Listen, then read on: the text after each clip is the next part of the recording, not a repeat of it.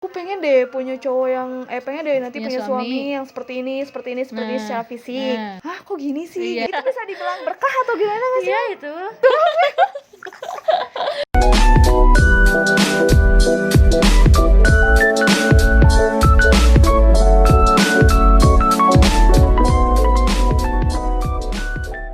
Bismillahirrahmanirrahim. Assalamualaikum warahmatullahi wabarakatuh. Rabbi shrah li sadri wa yassir li amri wahlul 'uqdatam min lisani yafqahu qawli. Gimana teman-teman semua? Apa kabar? Alhamdulillah. Luar biasa. Allahu Akbar.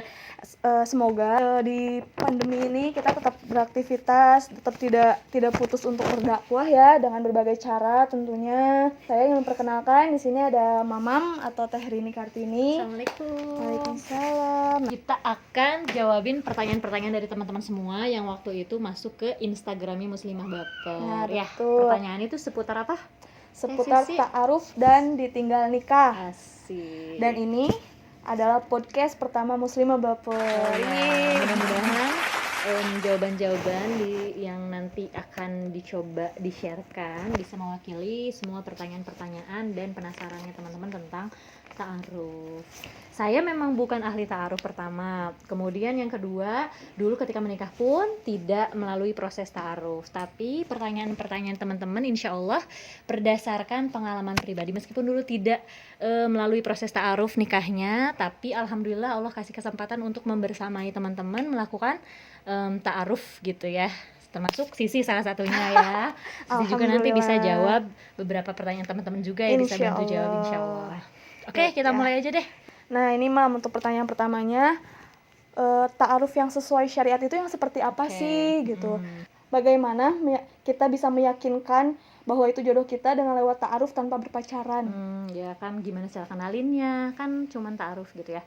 Yang pertama, ta'aruf yang sesuai syariat itu adalah, ta'aruf itu kan berkenalan sesuai dengan syariat itu, poin yang paling pentingnya adalah ada perantara.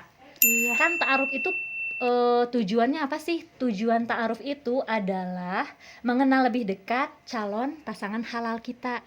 Jadi kalau misalnya kita mau ta'aruf itu otomatis kan udah pasti nih pengen kenal lebih dekat calon pasangan halal. Tapi kalau cuman buat main-main doang ya udah ngapain ta'aruf gitu. Karena kan ta'aruf itu untuk mengenal lebih dekat calon pasangan halal. Jadi tadi kan yang proses sesuai dengan syariat itu selain harus didampingi sama murabbinya, ada pendampingnya juga. Tahapannya berarti yang pertama adalah tukeran CV. Jadi misalnya Sisi ngasih CV-nya ke aku kasih ke murabbinya yang Ikhwan, nanti Ikhwan kasih. Jadi lewat perantaranya gitu ya, CV-nya gitu. Jadi nggak langsung Sisi ngasih ke Ikhwan ya enggak, tapi lewat perantaranya juga. Nanti saling tukeran, saling baca, saling lihat. Kemudian tahap kedua adalah nazar, yaitu bertemu atau melihat ya.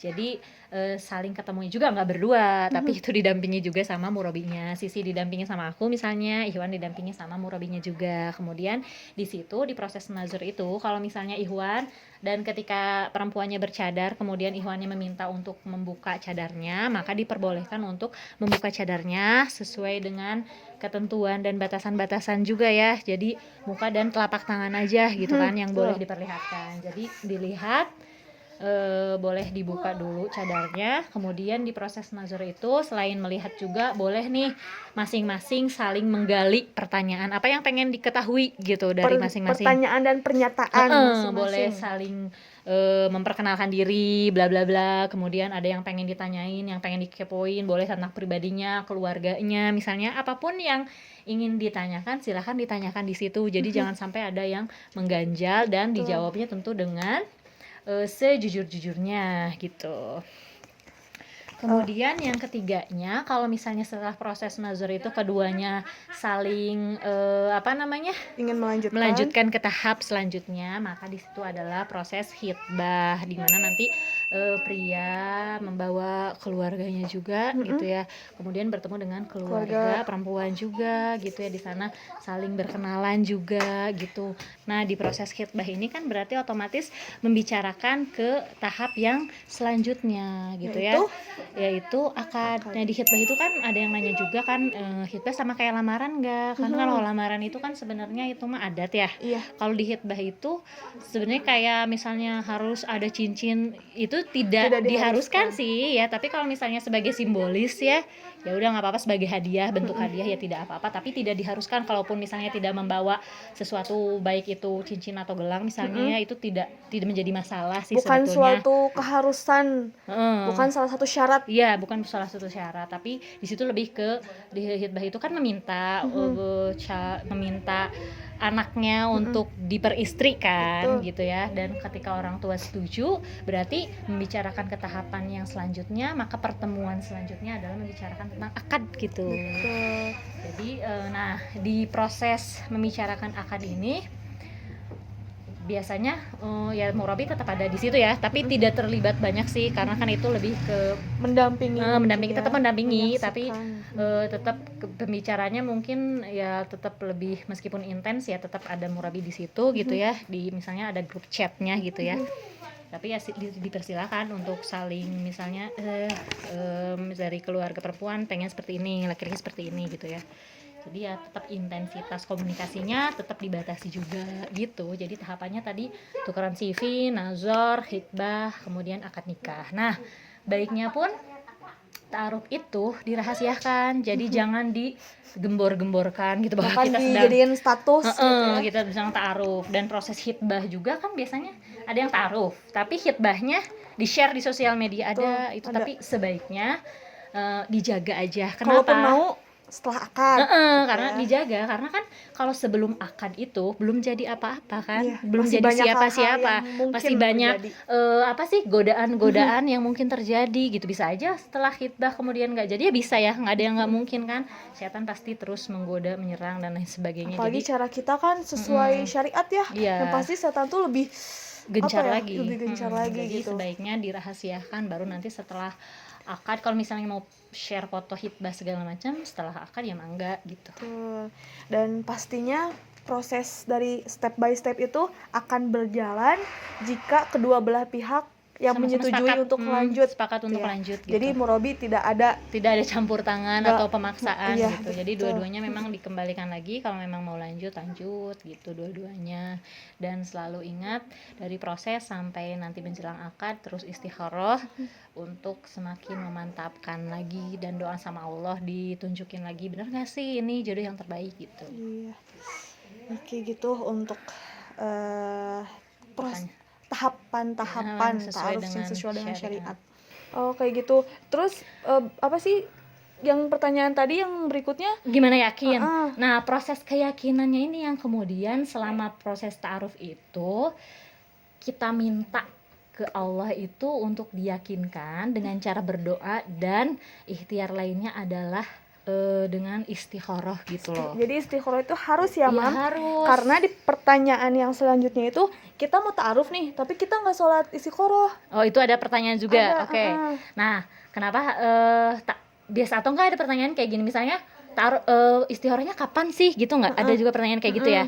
Nah, kalau aku sih menganjurkan si istikharah itu dimulai dari saat kita akan memulai ta'aruf. Iya. Ya, jadi saat memulai ta'aruf terus tidak berhenti sampai akad nikah. Kenapa? Karena kan ketika misalnya kita mulai ta'aruf kemudian sudah berkhitbah, kita kenapa sih harus tetap istikharah? Karena istikharah ini yang kemudian nanti akan jawabannya itu membuat hati kita lebih mantap atau tidak gitu loh. Jadi istikharah itu tidak harus melulu karena ada dua pilihan kemudian kita istikharah, enggak. Tapi ketika kita mau melakukan satu ikhtiar gitu ya, sesuatu, ketika kita melakukan istikharah jawabannya adalah di hati, nanti kemantapan hatinya. Kalau kita semakin menuju proses ini semakin mantap, nah itu adalah bagian dari jawaban dari istikharah gitu loh. Iya, jadi kan orang-orang tuh taunya istikharah itu memilih antara dua pilihan. Tapi enggak juga. Yang lebih tekannya itu sebenarnya meyakinkan satu pilihan iya, itu ya. Betul, semakin yakin atau semakin ragu gitu. Oke. Jadi tadi jawabannya gimana bisa yakin? Jadi keyakinan itu akan muncul ketika kita terus berdoa, minta sama Allah, minta terus ditunjukkan gitu apakah dia jodoh yang terbaik atau bukan. Ya kan semuanya datang dari Allah ya. Betul. maka jawabannya pun kita harus minta dari Allah. Betul. Itu. Setuju itu. Sip.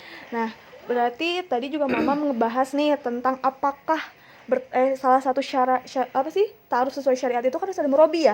Nah, di sini ada yang nanya nih, pengen ta'aruf tapi nggak apa-apa nih kalau misalnya nggak pakai murabi atau nggak pakai murabi, tapi murabi itu nggak kenal kita, tapi murabi itu paham dengan proses ta'aruf itu. Nah, gimana tuh, Mam? Iya. Kalau sebenarnya suka ada yang minta juga gitu ya ke saya, minta dita'arufkan misalnya lewat DM, tapi saya belum pernah ketemu sama orang tersebut. Biasanya saya suka tolak karena bagi saya ta'aruf itu bukan kayak biro jodoh gitu ya. Misalnya yang ini butuh calon suami, ini butuh calon istri, kemudian kita pertemukan gitu.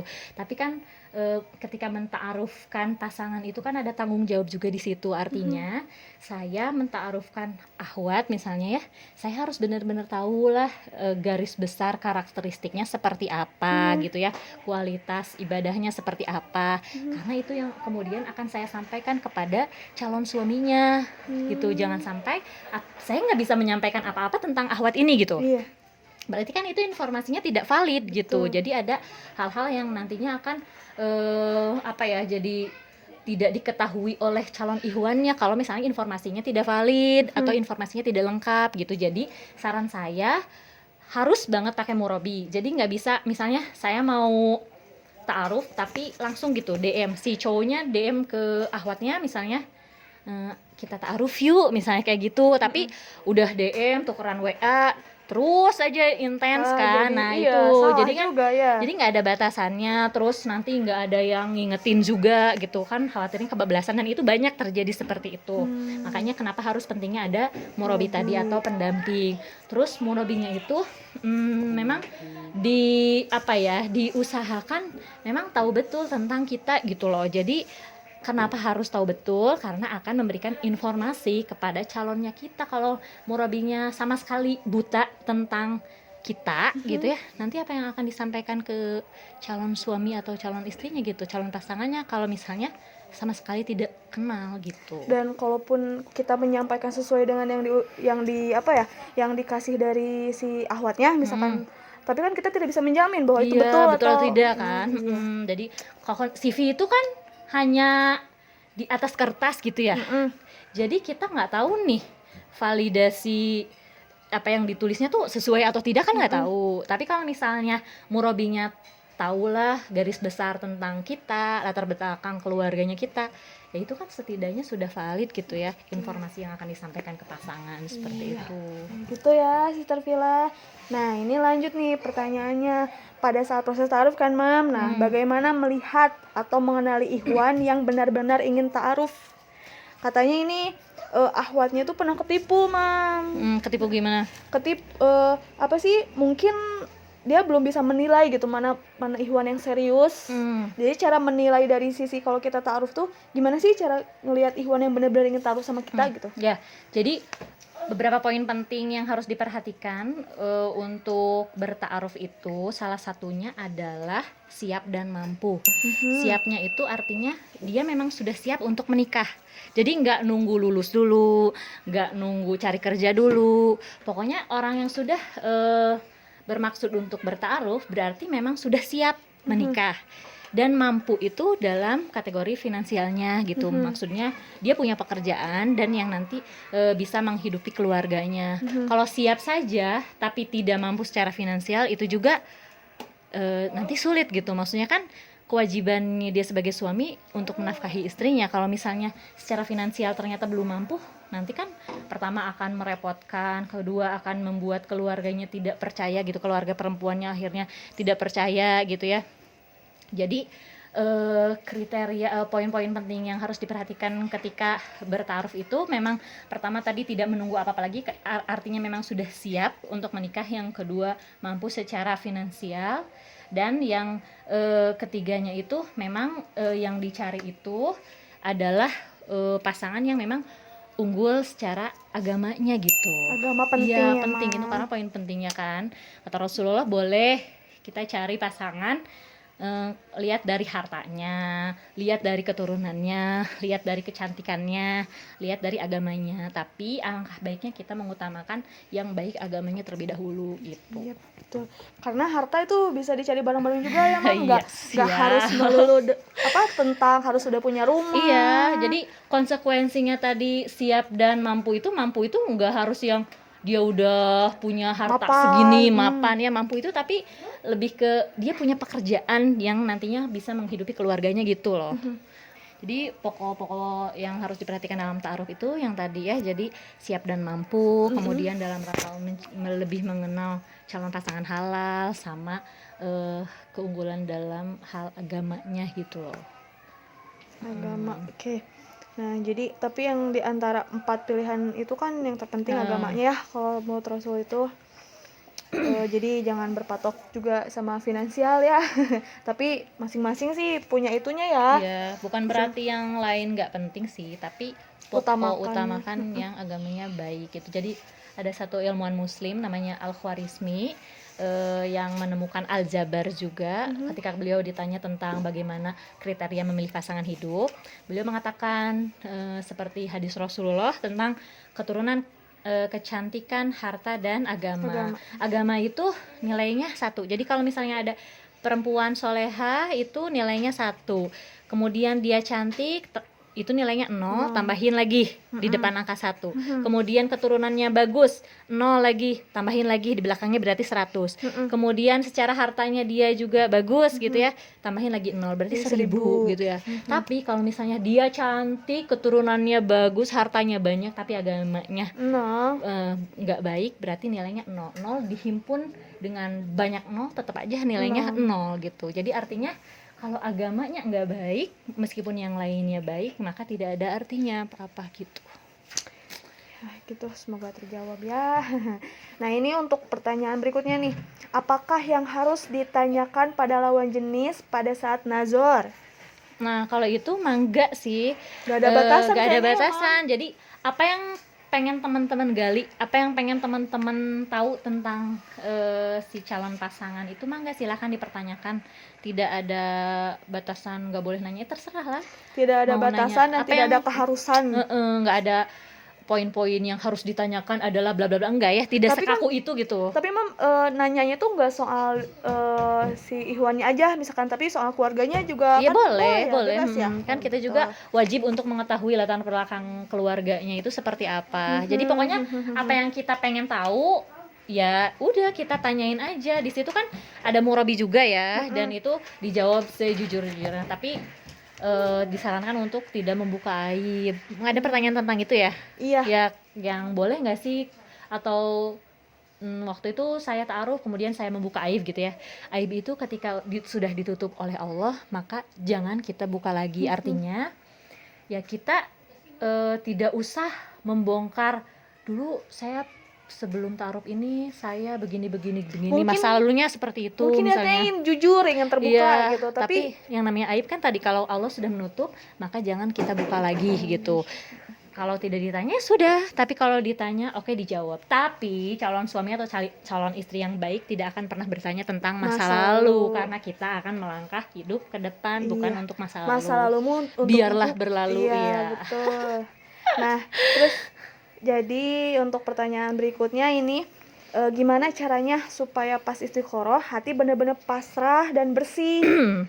Gimana tuh? Sebetulnya seperti pengalaman Sisi juga ya sih ya. Iya. Jadi aduh saya malu. Jadi setiap teman-teman yang bilang mau berta'aruf, PR pertamanya yang selalu saya bilang adalah bersihin dulu hati. Jangan sampai ketika kita mau melangkah ta'aruf masih ada yang mengganjal atau masih ada menyimpan nama seseorang di dalam hati, karena itu akan merusak ke langkah berikutnya. Nanti sulit untuk benar-benar meyakinkan pada pilihan atau calon yang Allah hadirkan gitu. Jadi sebelum kita memulai, hatinya tuh memang harus dibersihin dulu. Berarti kan kita ketika mau mulai itu harus benar-benar ready nih, siap. Dan siap itu ketika kita sudah benar-benar mengosongkan dan memasrahkan diri gitu loh. Kosong, udah nggak ada satu nama pun, udah nggak ada nyimpen unek-unek terhadap seseorang gitu. Benar-benar udah kosong, pasrah, baru kita melangkah untuk oke, siap nih ta'aruf gitu. Nah, jadi gitu ya, Sister Villa, Mami juga sih dulu suka nanya ya, perihal sih udah siap gitu kan. Dan memang betul kalau untuk perempuan itu kan perasaan itu nggak semudah itu PR yang paling besarnya itu. Gitu. Jadi memang sebelum kita ada yang mau ngajak ta'aruf misalkan dan kita belum siap, belum. Ataupun misalkan ada yang mau mau ta'aruf enggak, misalkan ada yang mau merobikan gitu ya, ada yang mau jadi perantara tapi kitanya belum siap, disarankan sih untuk bebersih terus ya. Betul. Kayak gitu supaya nanti pas jalannya ta'aruf tuh nggak kesendat gitu. Karena masih ada kecondongan. Apalagi kalau sampai membanding-bandingkan. Makanya ini nggak sesuai dengan si A nih, nggak masuk itu gitu berarti ya. belum bersih kayaknya. Belum bersih, ya makanya selalu ditanya. Ntar kalau Sisi bilang lagi kan, si udah siap ta'aruf, terus Mama bilang, si yakin sih gitu kan, udah bersih apa belum? Kalau Sisi udah bilang bersih, oke, Bismillah ya. Terus setiap ada kebimbangan gitu ya kan, pengalaman Sisi juga kan, setiap kayak kali misalnya melangkah ke tahapan berikutnya, terus Sisi bilang gimana ya Mama nggak pernah bilang jawaban kan, maksudnya nggak pernah ya udah sih nggak usah aja atau ya udah sih lanjutlah gini-gini, enggak, tapi semuanya dibalikin lagi ke pribadinya, personalnya. Kenapa? Karena kan yang mau menjalankan dia gitu ya, balikin lagi ke dia dan tetap doanya pasti ke Allah, istikharahnya terus nggak putus dari mulai ta'aruf sampai nanti akad nikah, selalu kayak gitu, sarannya seperti itu gitu ya. Jadi semua jawaban itu sebenarnya ada di diri kita sendiri gitu, jadi balikinnya ke kita lagi sama minta petunjuk dari Allah SWT gitu ya. Jadi untuk pertanyaan yang tadi, nah kemudian pertanyaan berikutnya itu proses ta'aruf yang direkomend direkomendasi oleh temen. Jadi ada temen nih mau ta'aruf nggak gitu, terus disuruh tukar CV kan. Nah kemudian setelah udah sholat istikharah nih terus pas ngeliat CV itu tuh masih ada kayak ganjilan-ganjilan, kok ini gini ya. Jadi jadi di dalam CV itu tuh nggak sepenuhnya yang kita harapkan gitu ya. Oke, jadi tadi boleh nggak dimurabiin sama temennya, nggak apa-apa, asal tadi ya temannya benar-benar tahu informasi tentang kita dan tahu informasi tentang Ikhwan itu gitu ya. Jadi nanti sama-sama ngasih tahu kan, Sisi itu seperti ini misalnya ya, Ikhwan ini seperti ini ya, itu nggak apa-apa gitu ya, temannya sebagai murabi. Itu yang pertama. Yang keduanya kan ada di situ kan hanya sebagian poin aja yang nggak sesuai, dan kita nggak tahu nih poinnya ini sebenarnya kaitannya lebih ke nafsu atau secara fisiknya, misalnya fisiknya nggak sesuai nih, udah deh enggak, atau misalnya dari sisi agama kan tadi ya, kita harus cari poin plusnya di agamanya nih gitu ya. Kalau misalnya secara agamanya kalau dibaca ini oke nih misalnya ya, tapi misalnya fisiknya nggak oke, saran saya itu dilanjut aja dulu juga kan Sisi gitu ya. Maksudnya kita boleh loh menuliskan kriteria pasangan itu pengen ABCD gitu. Nah setelah kemudian Allah hadirkan gitu ya, ternyata kan murabi itu hanya perantara ya, tetap Allah kan yang menghadirkan. Nah setelah Allah hadirkan, memang kamu sesuai dengan kriteria semua. Tapi emang iya sih rata-rata ya. Gimana tuh teman-teman atau sharing pengalaman sama teman-teman yang mengalami hal yang sama juga melalui proses ta'arufnya juga gitu. Jadi rata-rata tuh ya, kalau untuk secara fisik tuh kebanyakan memang nggak sesuai. Dulu tuh waktu sebelum nikah, aku pengen deh punya cowok yang pengen deh nanti punya suami yang seperti ini secara fisik. Nah kemudian di saat melalui proses ta'aruf, Allah hadirkan, terus pertemuan pertama itu pasti pada kok gini sih gitu kan. Karena kan yang dilihat pertama itu fisik pasti. Iya, nggak bohong ya, pasti fisik ya. Karena kan kita belum tahu sifat asli kan gitu. Nah pada saat itu kamu memilih untuk melanjut atau enggak? Karena kan tidak semua kriteria tidak sesuai, ada kan yang beberapa yang sesuai sebenarnya juga. Sih sebelum ketemuan juga pas lihat CV ada yang nggak sesuai. Iya kan gitu. Ada gitu. beberapa karakter yang dia kan tulisin tuh kasih tuh keterangan sifat dia begini-begini, ada yang sama ada yang beda. Tapi sih yakin masa sih baru sampai sini gitu kan, udah nggak yakin gitu. Kita kan belum menggali lebih dalam lagi ya. Keyakinan itu muncul aja gitu. terus ya udah Bismillah saya Nah. bilang kan. Nah pas bertemu juga sama, dan sih juga yakin sih maksudnya suami sih juga pasti punya kriteria Iya, sendiri kan betul ya. gitu. Cuman di saat Kita jangan sok-sok kita punya kriteria terus dengan mengesampingkan dia emang dia gak punya kriteria mau gitu udah pasti ya, gitu dia udah mau langsung ke kita enggak juga kan. saya sih cuma mau Iya. gitu maksudnya sini belajar saling menerima gitu kan pada akhirnya gitu. Terus ya Akhirnya setelah dijalani gimana nih? Ada beberapa yang beda, terus setelah dijalani gimana? Yang membuat kamu yakin itu akhirnya adalah pokoknya sih setiap berdoa itu minta sama Allah tuh, ya Allah kalau misalkan dia yang terbaik dekatkan, lancarkan Mudahkan gitu, jalannya. mudahkan segalanya gitu. Dan alhamdulillah dari mulai ta'aruf sampai akad itu ada aja, maksudnya ada aja tuh kayak ada aja hal-hal yang kok bisa Akhirnya ya kayak bisa gini nyambung gitu, gitu ya. iya gitu. Terus mungkin dari sikapnya dia. nah sikapnya gitu dia ya. pas ke rumah ketemu bapak tuh kayak Nah, oh gitu kayaknya ya. semua kriteria itu menjadi luluh gitu ya. Melihat sikapnya, karakternya dia, cara bicara dia ke orang tua juga ya. Nah bahkan justru teman-teman juga terus sekarang kamu masih mau kriteria itu enggak kamu udah suami aku aja gitu. Iya, bener. Jadi pesannya buat teman-teman berarti ketika ada sesuatu yang kemudian beberapa hal yang kayaknya nggak masuk deh, nggak sesuai kriteria, kita Bismillah dulu aja ya. Karena kan ada beberapa hal juga yang sesuai. Terus kita maju tuh kita pengen menggali lebih dalam lagi kan. Ternyata ya bisa jadi kan kayak Sisi tadi kan, setelah kemudian lanjut Bismillah, ternyata ada hal-hal yang kemudian semakin meyakinkan, entah sikap dia, kemudian tutur katanya, sopan santunnya, itu yang akan kemudian semakin meruntuhkan semua kriteria yang tadi udah ditulis sebanyak itu gitu ya, akhirnya udah musnah sudah semuanya. Iya. Dan itu lebih afdol setelah kita udah akad, udah menjalani pernikahan, terus baru kepikiran, oh ini mungkinnya yang maksud Allah apa sih? Apa yang kamu benci belum tentu Allah benci. Dan apa jadi yang Al-Baqarah 216 itu ya. belum apa tentu yang Allah menurut sukai. kamu baik tuh belum tentu yang terbaik buat Allah ya. Apa yang kamu benci itu bisa jadi itu ternyata yang terbaik buat kamu. Nah, itu Kayak setelah gitu dijalani ya. seperti itu gitu. Jadi kayak oh gini Seru ya. ya. Mungkin Seru ya. itu bisa dibilang berkah atau gimana nggak sih? Iya itu keseruannya pacaran halal itu seperti itu. Jadi mengenal setelah halal. Iya. Masya Allah. Kayak gitu. Panjang juga ya itu. Kemudian Ini real loh pengalamannya teman-teman, meskipun tadi ya aku tidak secara ta'aruf, tapi ini hostnya langsung Alhamdulillah. ya, secara ta'aruf. Ini pertanyaan berikutnya,